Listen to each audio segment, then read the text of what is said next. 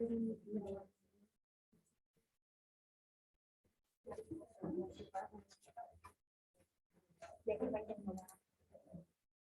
go. Hopefully that'll work.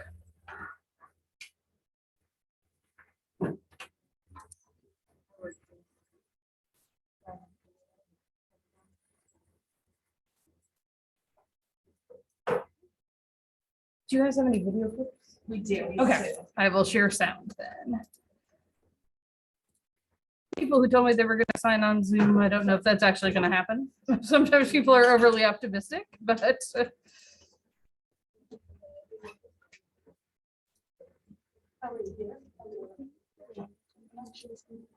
yes.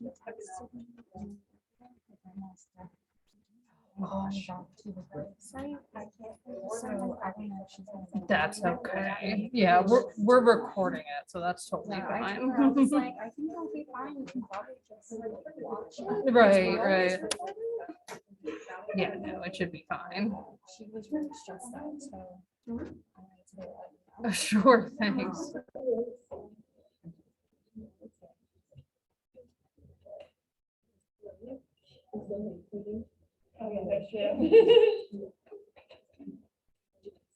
Hello, hello. Yay, okay, good.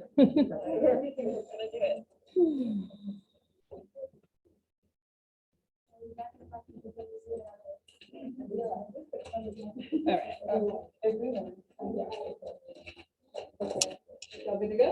Yeah, I've got it shared on Zoom, so they should be able to see it if anybody needs to log on. Yeah, I don't know if I need to give them any other. Hi guys, so Sophia, Haley, and I are going to be presenting on Lewy body dementia. We've spoken a little bit about dementia in this class already. Dementia is not a specific disease, but rather an overarching heading or classification for the acquired and progressive syndrome of intellectual impairment. Progressive being the key word, which basically just suggests that symptoms start mildly, but quickly worsen over time. There are many different types of dementia. You have, and sorry if I say this wrong, tauopathies or tauopathies. Okay, cool. Which is the accumulation of tau proteins inside neurons. An example of these types of dementia are Alzheimer's disease. The tau proteins are the ones that form the amyloid plaques and tangles that we learned are characteristic of Alzheimer's. Synucleinopathies are the accumulation of alpha-synuclein protein in neurons. Examples of this are Parkinson's disease, and Lewy body dementia also falls into this category, which is what we're going to be presenting on. The next type is vascular dementias, injuries to the cerebral blood vessels. Mixed dementias are a combination of these disorders, so you can have vascular and Alzheimer's dementia together. And then other dementias include the prion-related dementias, which are prions are just like the misfolded or misshapen proteins that can have really bad effects, which is seen in things like Huntington's disease. So we chose to study Lewy body dementia because it is the second most common form of dementia, estimated to affect approximately 20% of people. But there's been great difficulty identifying the statistic because, as we'll go into the presentation, a lot of the symptoms of Lewy body dementia overlap with the other types of dementia. So it makes it difficult to distinguish which is which. Researchers believe it's extremely underdiagnosed, estimating that only 1 in 3 cases are actually correctly identified. But before we go into it, here's just a short video giving a brief overview of Lewy body dementia specifically. You said that the audio is already shared. I don't know. What is dementia with Lewy bodies? Dementia with Lewy bodies is a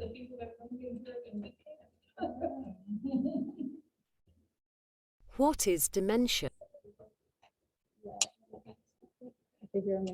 with Lewy bodies? Dementia with Lewy bodies is a less common type of dementia with Lewy bodies. Dementia with Lewy bodies is a less common type of dementia. It is closely related to both Alzheimer's disease and Parkinson's disease. Lewy bodies are tiny clumps of protein that develop inside nerve cells. They prevent the cells from communicating properly by disrupting the important chemical messengers between them eventually causing the cells to die. As yet, we don't know how or why Lewy bodies form. Dementia with Lewy bodies can affect any part of the brain, leading to many different symptoms. These include difficulties with movement and deterioration in physical abilities, problems with concentration and alertness that often vary from day to day, and visual hallucinations, when people see something that isn't really there. This may occur when cells involved in processing visual information are damaged, sometimes causing people misperceptions of things that are seen. As with Alzheimer's disease, the symptoms of dementia with Lewy bodies get worse as more nerve cells are destroyed or damaged. As this happens, a person's memory is more likely to be affected. Developing strategies to remember things and using memory aids may help people cope with memory loss.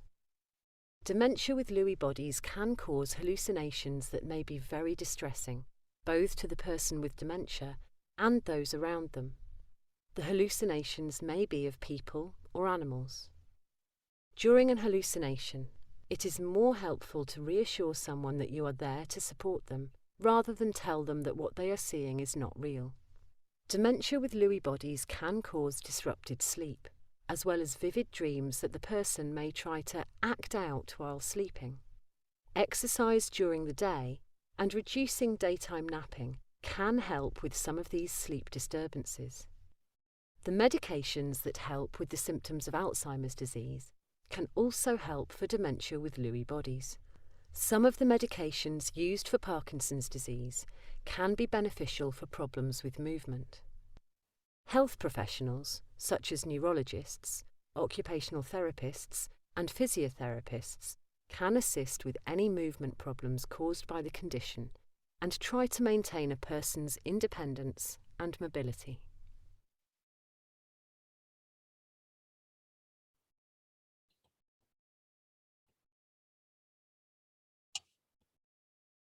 Okay, so some signs that an individual may be suffering from Lewy body dementia are the sleep. Welcome to the Lewy Body Dementia Caregiver webinar series. Today our topic will be behavior and mood symptoms. No, it won't.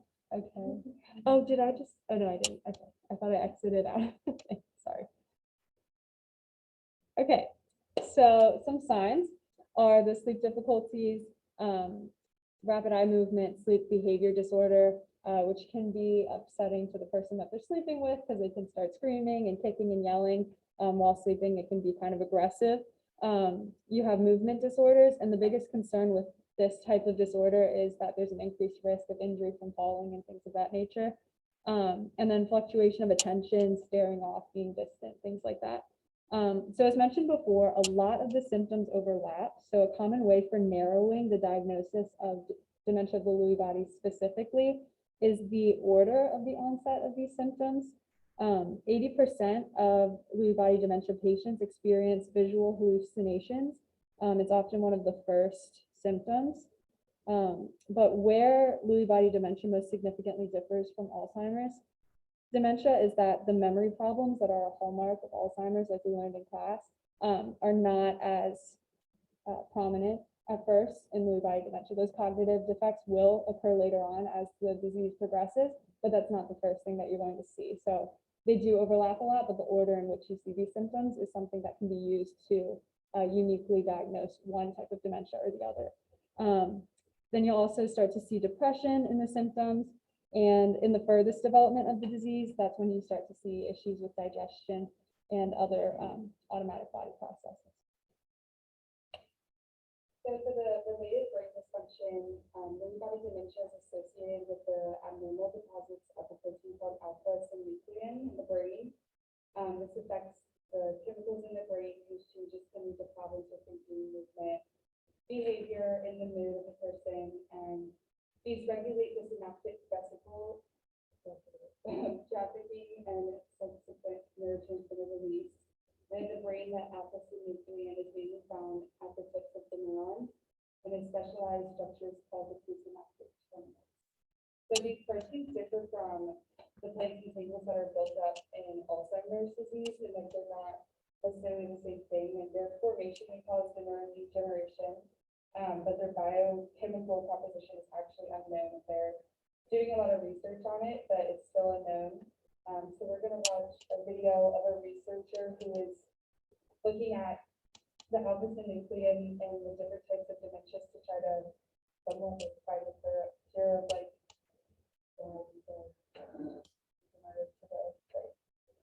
Writing's not that easy, but Grammarly can help.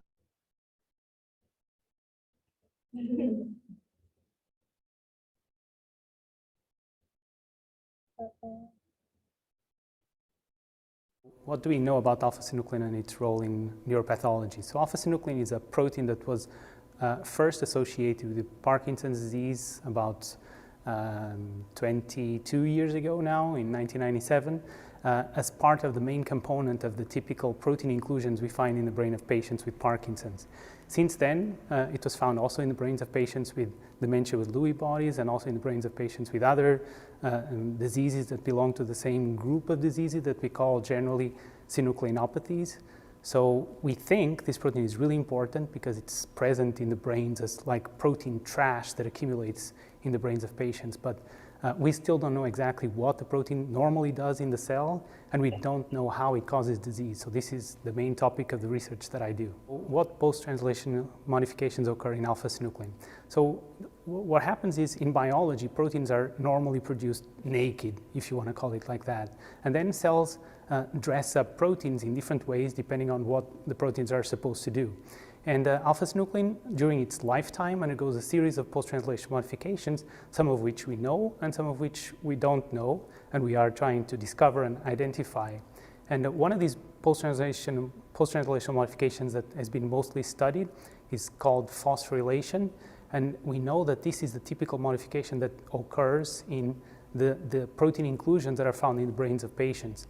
Now, in our recent work, we identified some other modifications that seem to also relate to pathological forms of alpha-synuclein, but one of the modifications we found seems to actually prevent its accumulation, its aggregation. So we're very excited about this finding. So the name of this modification that we found is called acetylation, and we found it just by looking in brains of animal models or cell models using complicated techniques like mass spectrometry and immunostainings.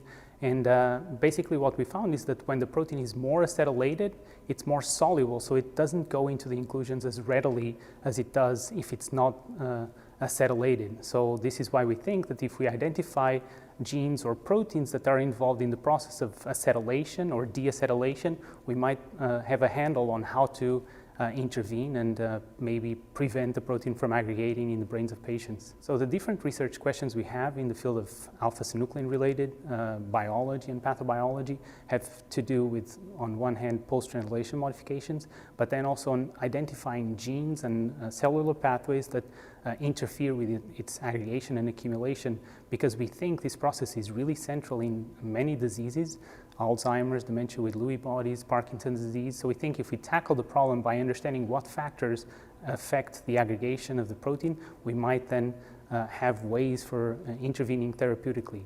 So we look at not only the pathobiology of the protein, as I said before, but also at the biology, because we don't understand the function of the protein very well. We have some ideas, but we need to understand what it does to a deeper degree so that we can then also understand what we may be able to do and what we don't want to do to the protein to avoid complications that would not be desirable if we wanted to intervene therapeutically.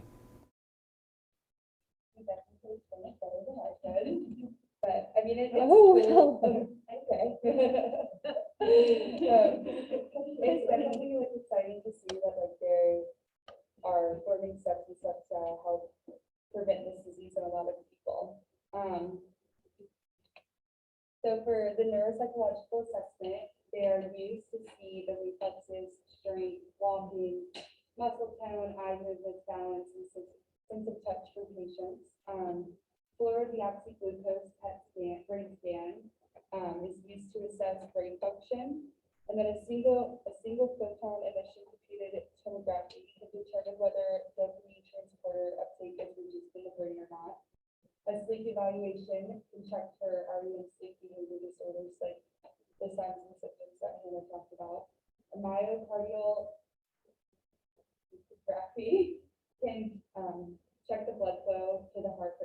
manifestations of Lewy body dementia.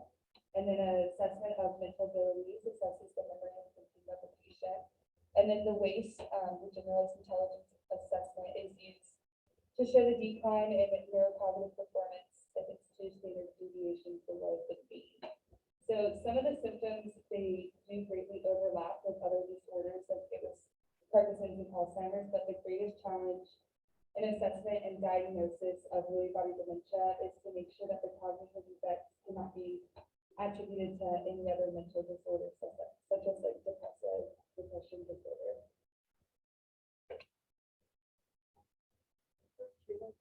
Treatment plan may include a bunch of medications as well as like physical therapy, other types of therapy, and especially like counseling services.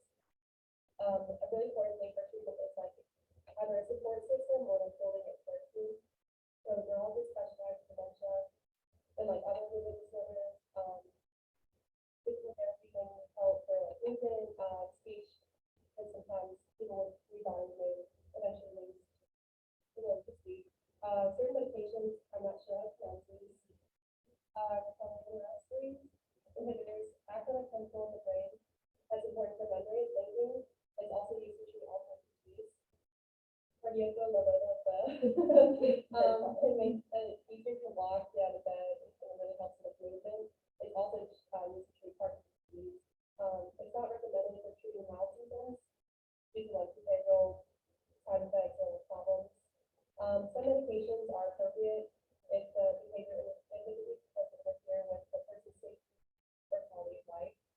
Because sometimes it can lead to depressants and even there are antidepressants and anxiety medications as well.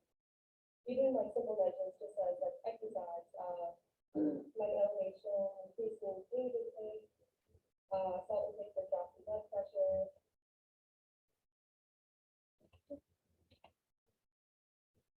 For quality of life, everyone with Lewy bodies, it can differ just because not everyone has like the same signs and symptoms.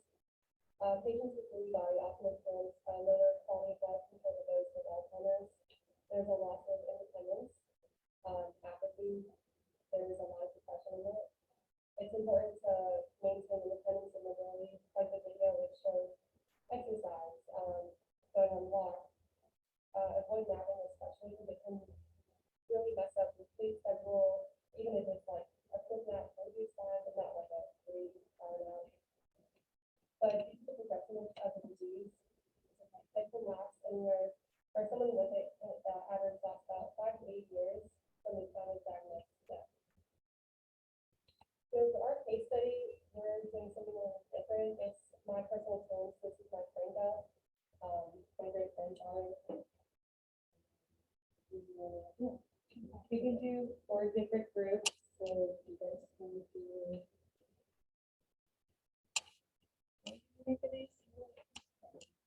So, here's gonna do identify echo and then the background story. And really give you the signs and symptoms and help you resolve the diagnosis and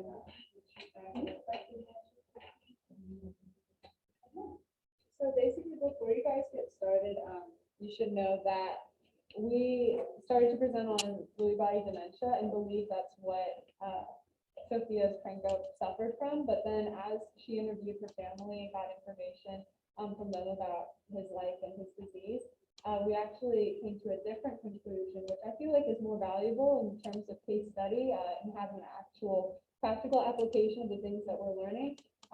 So as you guys go through this, we know that he had dementia, but if you guys, I'll put up the first slide of the different types of dementia, depending on what you guys think the specific type of dementia is, and then tell us why you might think that. We have a couple theories, and so honestly, there's no wrong answer because they weren't actually sure. They weren't able to determine specifically what he had, but based on the information that you guys can extract from that write-up, then, you know, just put some ideas out there with some evidence supporting why you think that, and we'll give you guys some time to do that. Oh, and then also. Are we the same information? yes, and background history. And then when you guys are done, you guys can write it up on the board. And you have to read.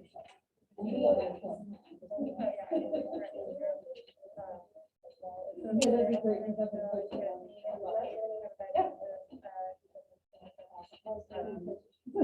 Oh, perfect, thank you. Yeah, we'll give you one note right now. I'm gonna put back up the first slide for them, so.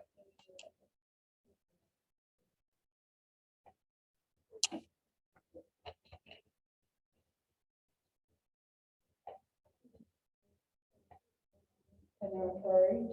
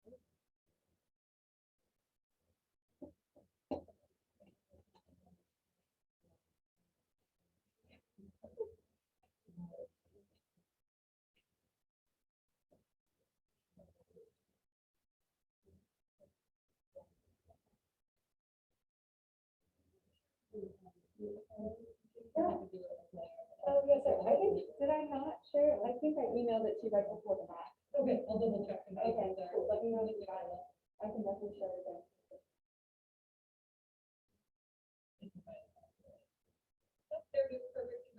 Sweet. I think I did already right before the fact. I saw that, and for some reason I thought that those proposals.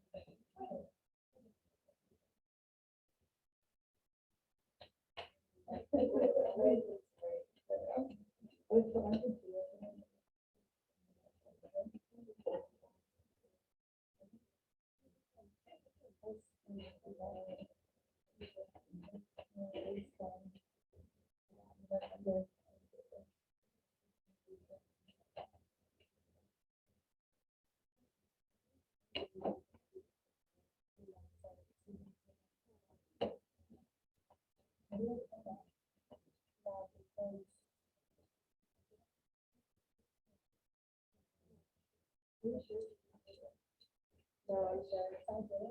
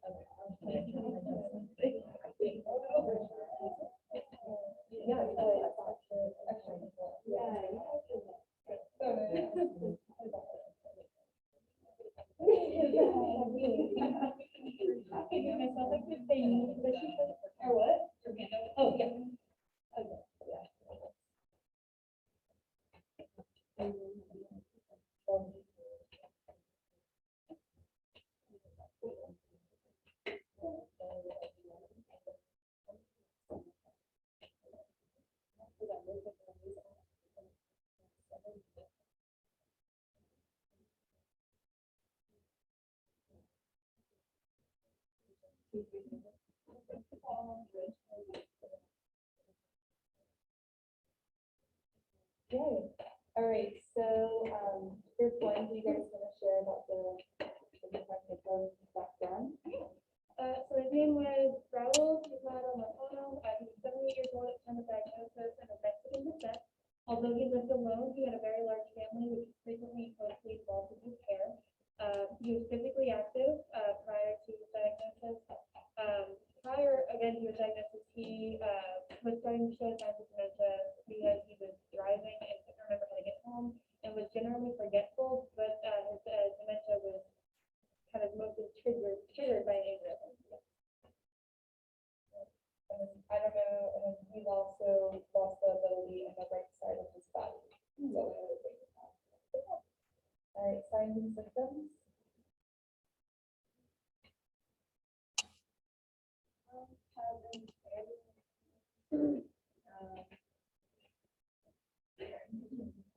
Aneurysm on the right side of his body,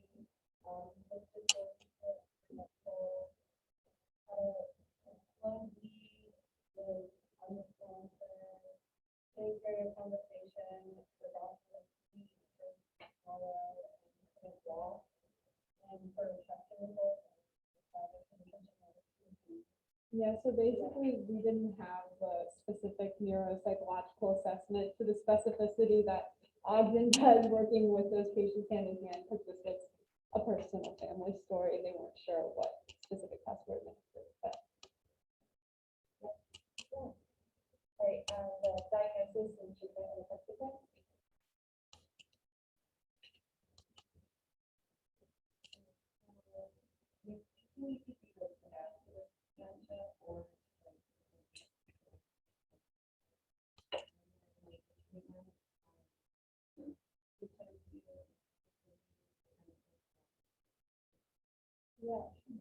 what specifically, David, like, because that was definitely the conclusion that we came to, but what specifically from that information hinted towards vascular? Yeah. Cool, yeah, and you guys probably wouldn't know this, but in our research, we also saw that like Lewy body dementia like is not a genetic disorder, and so the fact that he had genetic ties kind of also hinted that vascular dementia was probably most likely. Great job. Bonus point for you guys. He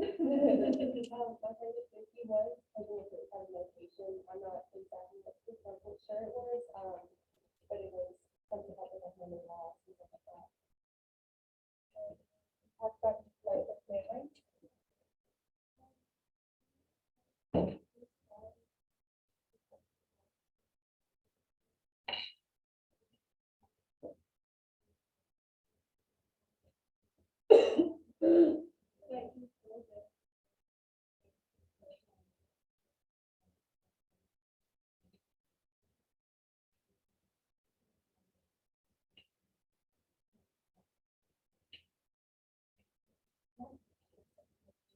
David had personal experience with dementia with grandparents or grandparents members. I did not, but it was really interesting to learn about it and it was fun. Alright. Any questions? My grandmother is in a home for dementia right now. We don't know what kind she had dementia. And we started noticing, a while ago, but she would hyperfixate on things that she could remember. Yeah. But then she would like offer us a glass of water and would have no idea how to get us across the floor.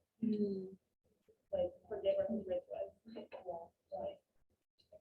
Everything else, but we all did a great job covering it. But one of the things I learned from my neuropsych supervisors in grad school is that oftentimes when you'll find some people about the hallucination, because they're often like a disease relative or pet, and they don't want those to go away because they find them strangely comfortable.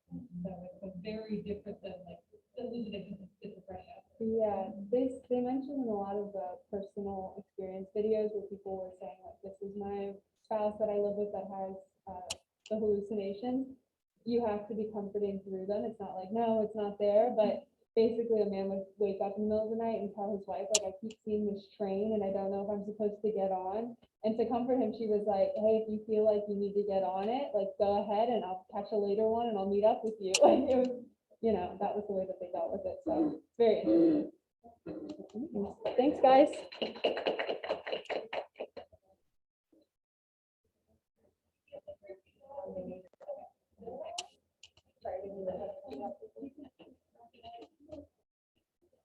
Yeah, I'll take it.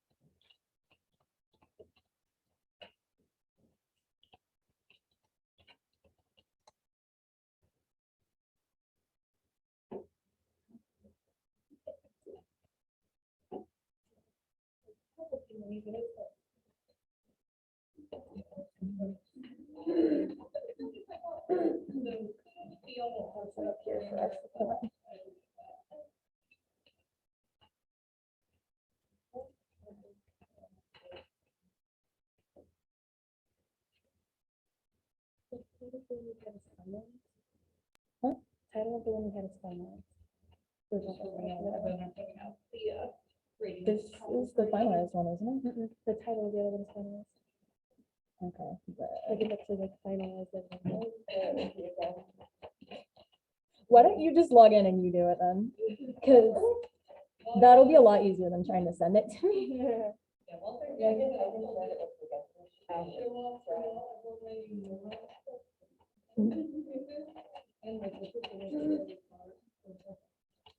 What? Yeah, it's still sometimes. I have to put it in. It looks and feels.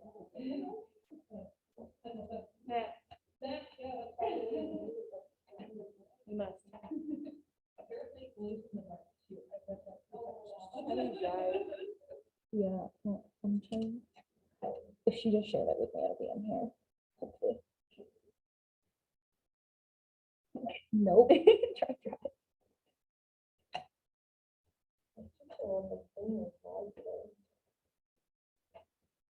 No, stick with drive.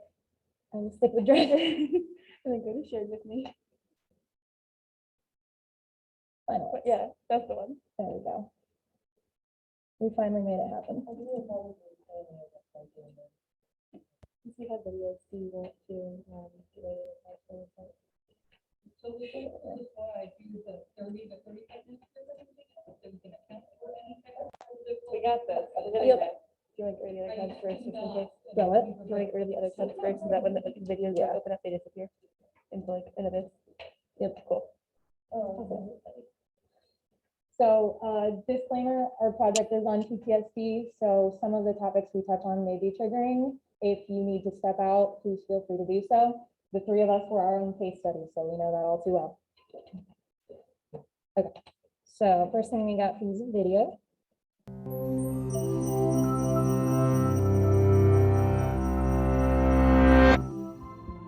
Many of us will experience some kind of trauma during our lifetime. Sometimes we escape with no long-term effects, but for millions of us, those experiences linger, causing symptoms like flashbacks, nightmares, and negative thoughts that interfere with everyday life. This phenomenon, called post-traumatic stress disorder, or PTSD, isn't a personal failing.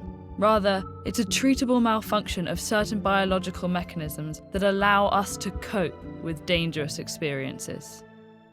To understand PTSD, we first need to understand how the brain processes a wide range of ordeals, including the death of a loved one, domestic violence, injury or illness, abuse, rape, war, car accidents, and natural disasters. These events can bring on feelings of danger and helplessness, which activate the brain's alarm system, known as the fight, flight, freeze response. When this alarm sounds, the hypothalamic, pituitary, and adrenal systems, known as the HPA axis, work together to send signals to the autonomic nervous system. That's the network that communicates with adrenal glands and internal organs to help regulate functions like heart rate, digestion, and respiration. These signals start a chemical cascade that floods the body with several different stress hormones, causing physiological changes that prepare the body to defend itself. Our heart rate speeds up, breathing quickens, and muscles tense. Even after a crisis is over, escalated levels of stress hormones may last for days, contributing to jittery feelings, nightmares, and other symptoms. For most people, these experiences disappear within a few days to 2 weeks as their hormone levels stabilize. But a small percentage of those who experience trauma have persistent problems, sometimes vanishing temporarily, only to resurface months later. We don't completely understand what's happening in the brain, but one theory is that the stress hormone cortisol may be continuously activating the fight, flight, freeze response while reducing overall brain functioning, leading to a number of negative symptoms. These symptoms often fall into 4 categories: intrusive thoughts, like dreams and flashbacks, avoiding reminders of the trauma, negative thoughts and feelings like fear, anger, and guilt, and reactive symptoms like irritability and difficulty sleeping. Not everyone has all these symptoms or experiences them to the same extent and intensity. When problems last more than a month, PTSD is often diagnosed. Genetics, ongoing overwhelming stress, and many risk factors like pre-existing mental illnesses or lack of emotional support likely play a role in determining who will experience PTSD. But the underlying cause is still a medical mystery. A major challenge of coping with PTSD is sensitivity to triggers, physical and emotional stimuli that the brain associates with the original trauma. These can be everyday sensations that aren't inherently dangerous, but prompt powerful physical and emotional reactions. For example, the smell of a campfire could evoke the memory of being trapped in a burning house. For someone with PTSD, that memory activates the same neurochemical cascade as the original event. That then stirs up the same feelings of panic and helplessness, as if they're experiencing the trauma all over again. Trying to avoid these triggers, which are sometimes unpredictable, can lead to isolation. That can leave people feeling invalidated, ignored, or misunderstood, like a pause button has been pushed on their lives while the rest of the world continues around them. But there are options. If you think you might be suffering from PTSD, the first step is an evaluation with a mental health professional who can direct you towards the many resources available. Psychotherapy can be very effective for PTSD, helping patients better understand their triggers. And certain medications can make symptoms more manageable, as can self-care practices like mindfulness and regular exercise. What if you notice signs of PTSD in a friend or family member? Social support, acceptance, and empathy are key to helping and recovery. Let them know you believe their account of what they're experiencing and that you don't blame them for their reactions. If they're open to it, encourage them to seek evaluation and treatment. PTSD has been called the hidden wound because it comes without outward physical signs. But even if it is an invisible disorder, it doesn't have to be a silent one. Mental health conditions impact millions of people around the world. So that's just kind of a real nice overview of what we're going to be discussing. So symptoms, this is directly from the DSM-5. They include nightmares, frightening dreams, all kinds of things that can interrupt sleep patterns and cause distress during sleep. Dissociative reactions like flashbacks and feelings of detachment, intense or prolonged psychological distress that can often be characterized by extreme anxiety, depression, and the like.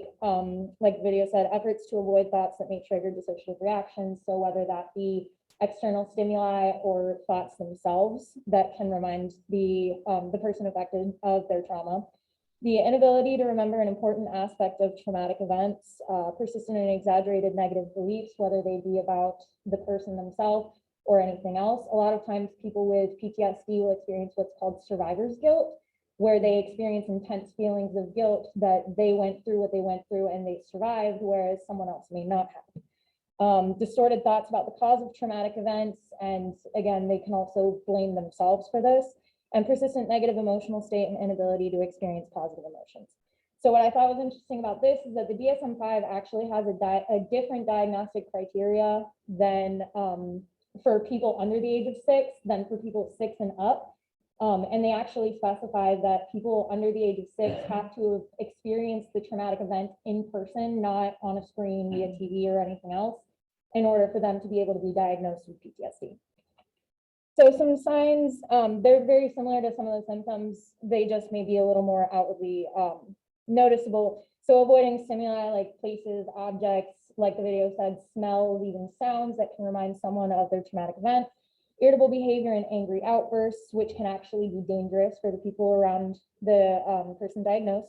Reckless or self-destructive behavior can be the kind that the person sees as negative, so like excessive alcohol consumption, or they can be something that the person sees as positive, like thrilling, risk-taking behaviors that they say are just for the thrill of things. Hypervigilance, so they're constantly on edge, very easy to startle, as the next one suggests, and then problems with concentration and sleep disturbance.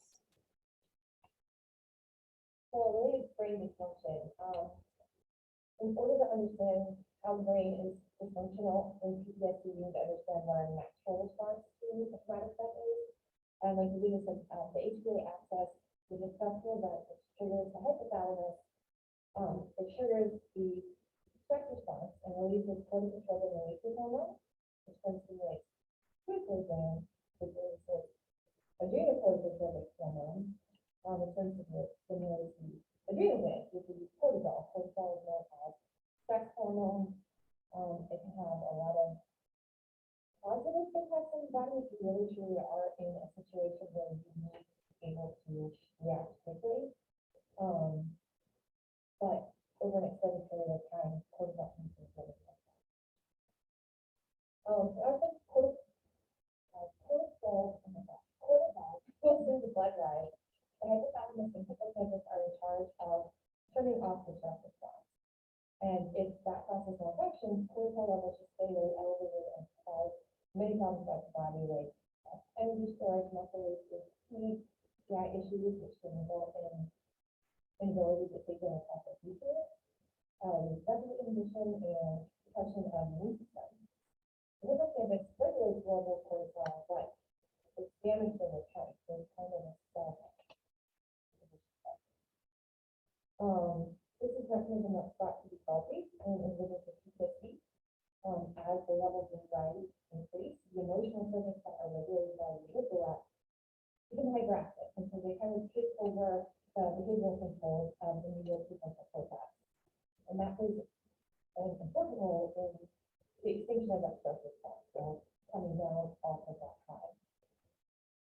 Therefore, if the amygdala has taken over and that system can no longer, decrease that stress response, that kind of just stays in the heightened fight, flight, or freeze response, allowing cortisol to continue to release.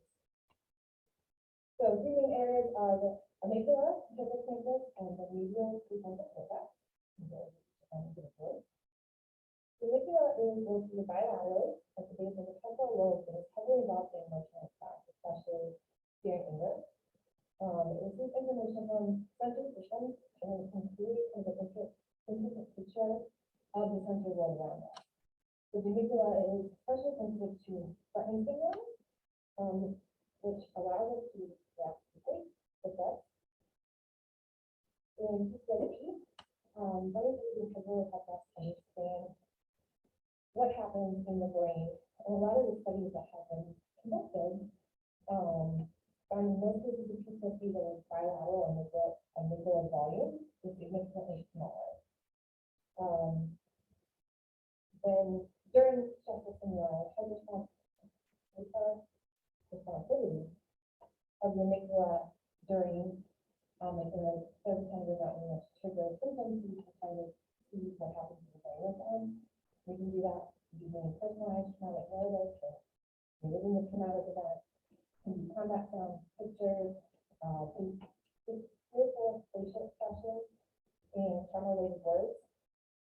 So it's a positive correlation between the amygdala activation and PTSD symptom stability.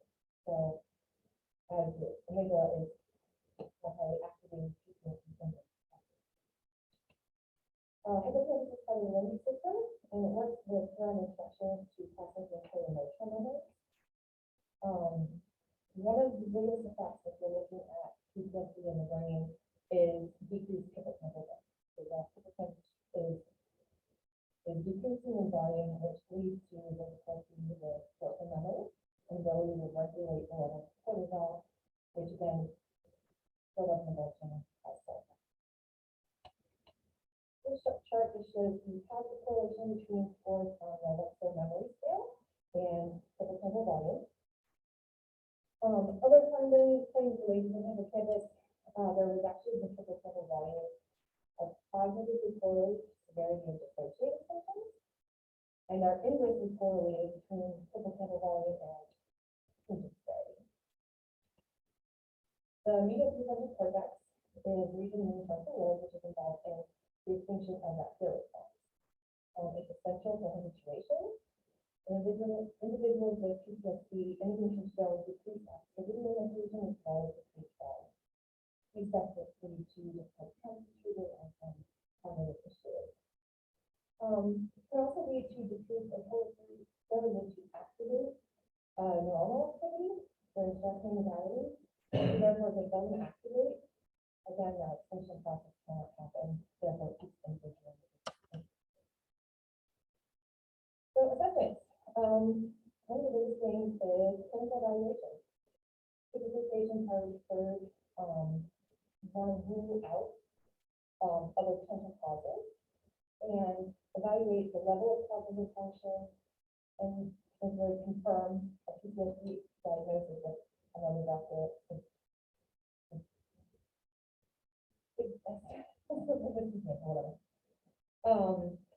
So during evaluation, you want to determine the primary trauma event, assess the symptoms and how they relate to that trauma, document duration of symptoms and functional impact on the client's life.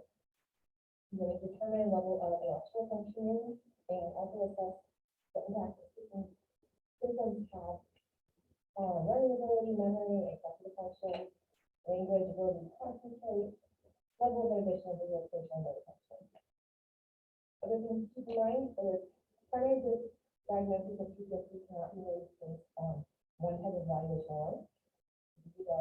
statistical methods come to that diagnosis. Definitely want to some other conditions and other possible future care factors. It's incredibly important that we choose the right diagnosis and also make sure that we're treating for any other diagnoses with this.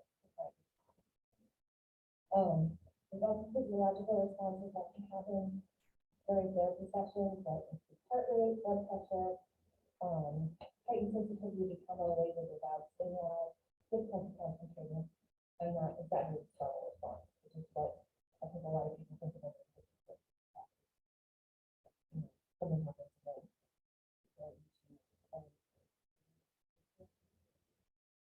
So neuroimaging is also very important. It's a crucial tool for understanding, diagnosing, and treating PTSD. There are a lot of different options. Most common, the most useful are MRI, MRS, and fMRI, because they are incredibly detailed and allow us to kind of break things down second by second to really see the activity in the brain. This is a video. Put it on 2 times speed. Okay, here we go. This is an MRI. This is not an MRI of the program, but we talk about all these different imaging techniques. We don't ever really get to see them. So I wanted to show this is 3 different angles of MRI of the brain. Okay. You can notice as we go through, you can really see a lot of the different structures.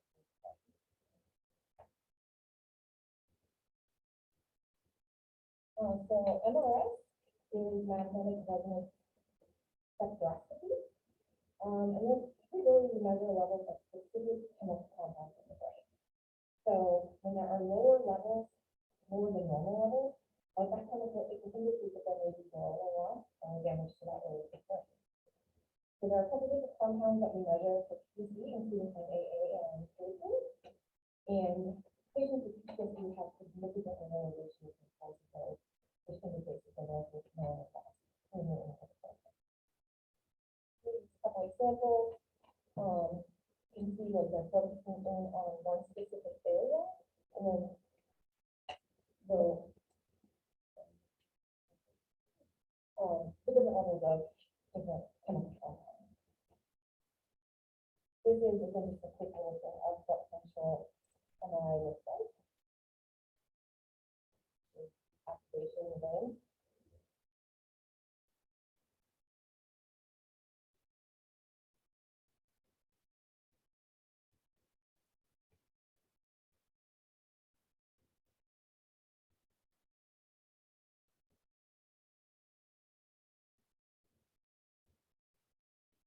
There are a lot of different assessment measures that can be used to evaluate PTSD. One of the common ones is the clinical clinician administered PTSD scale, or Ptsd. And so basically this measure is considered gold standard to measure PTSD. It is a structured interview with fully standardized questions. We also have polling questions so you can dig further into that question. It's administered by clinicians, clinical researchers, or other trained professionals that are familiar with PTSD, takes around 45 to 60 minutes, and is used to diagnose with symptoms. It's based on the 20 symptoms of PTSD in the DSM-5, and also targets onset duration of symptoms, subjective stress, impact of symptoms, and emotional depression, improvement in symptoms. In the previous past administration, we can see that. Overall responsibility is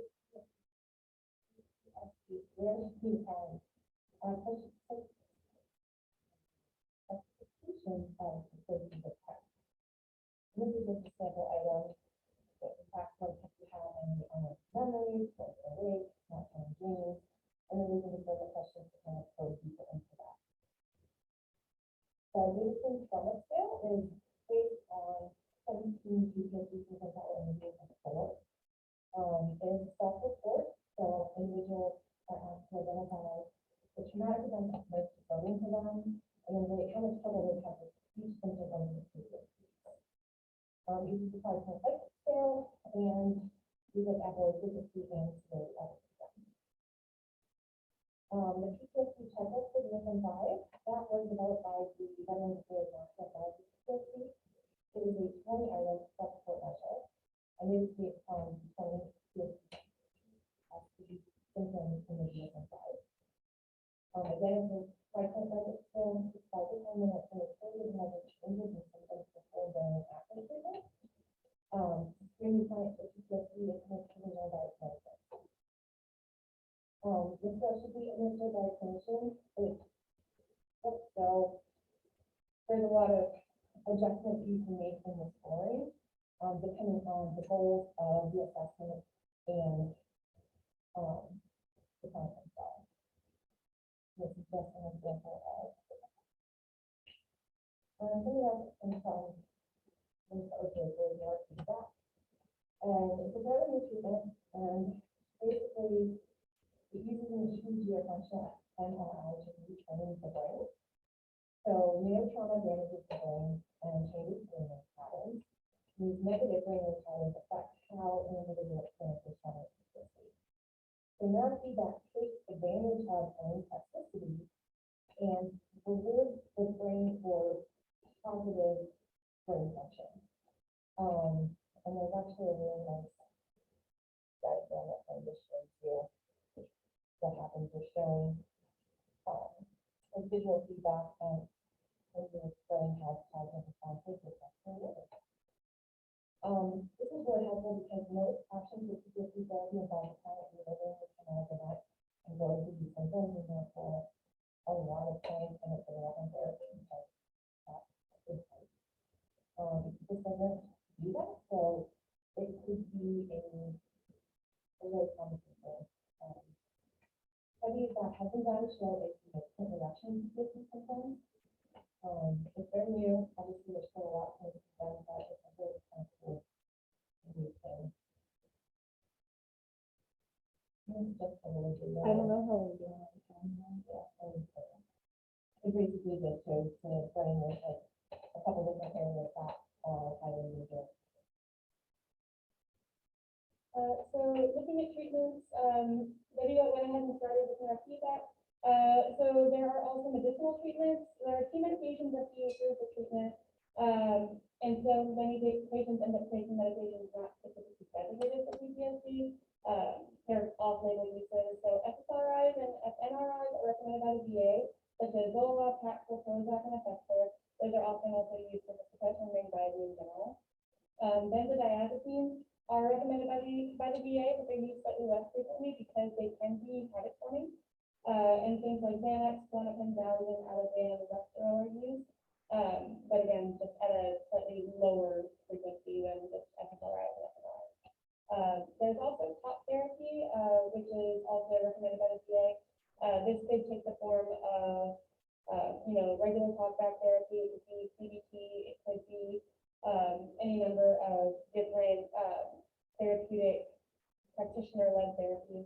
And then there is also another setting of VR exposure therapy that is becoming kind of new, and it's especially being used for people with PTSD from combat situations. We want to make completely sure here that we don't imply that only veterans have PTSD. However, it's much easier to focus on them in that combat situations can be relived through video games, whereas perhaps a sexual assault may not. And then here's just a quick clip of what that might look like for a veteran. You want to show just a little bit? Yeah, it's a little. Make sure we start taking some small arms fire. Contact right. Start engaging up top. Start engaging. Contact left. Start engaging. One guy hitting the back behind us. One thing I've learned from VR is that it's very easy to fool the brain. There's remnants of soldiers, enemy soldiers on the ground everywhere, and just very kind of surreal, kind of like I'm not really there. If you do VR well, they engage in the environment as if it's the real thing. It's evocative of the emotions that that environment is designed to provoke or induce. So they do whatever they can to help immerse the soldier, the veteran, to kind of rewire those pathways, have them relive that experience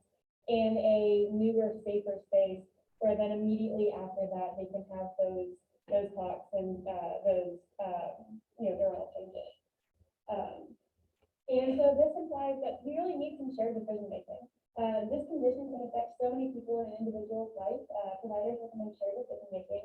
And so that, you know, for veterans may look like a spouse or a family member. For children, that's often going to be a parent or a legal guardian of some sort. And we just want to discuss options with the provider and the loved one for making a decision on what path to take. And so we have a quote from Victor Carrion, he's a doctor at the Stanford School of Medicine, and he says, post-traumatic stress is not only about the traumatic memory, it really affects daily living. And so even small triggers can truly affect daily lives. It doesn't have to be something like I hear a gunshot. And then we just have a small couple of resources and infographics on what PTSD looks like for families and children as well. And so here it says that 43%, and this is one of the most important statistics that I see, of girls go through at least one trauma, as well as 5% of children develop PTSD. And so we want to look at the effects of PTSD. So firstly, we look at family. PTSD patients can be difficult to live with through no fault of their own, but it can be, I mean, everyone sees the TV shows of, you know, the veteran husband waking up in the middle of the night, you know, panicking. They can be easily startled by any sight, sound, smell, or anything else that reminds them of the trauma, and it can trigger any number of symptoms.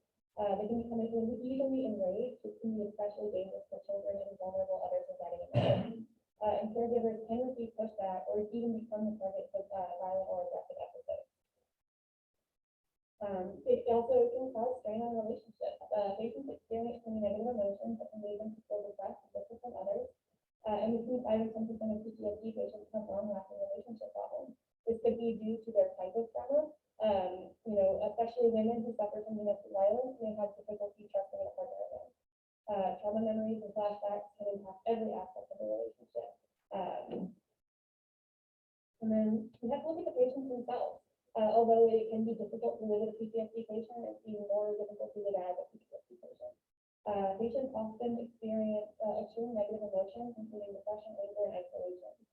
They can become easily frightened and try to avoid stimuli that might remind them of the traumatic event, which may keep them home and out of the world. Symptoms that interrupt daily functions like nightmares can lead to physical distress and unpredictable behavior, sometimes fear, and feelings of isolation. And then we also want to focus on children. Children with PTSD may experience symptoms far different from those characteristics of PTSD in adults, and so it often goes mixed. Just as Will said earlier, children with PTSD younger than 6 are required to be direct observers or direct participants in their trauma. So, you know, where a parent could say could be diagnosed with PTSD from watching 9/11 on TV, a child who watched 9/11 on TV could not, which we find pretty strange.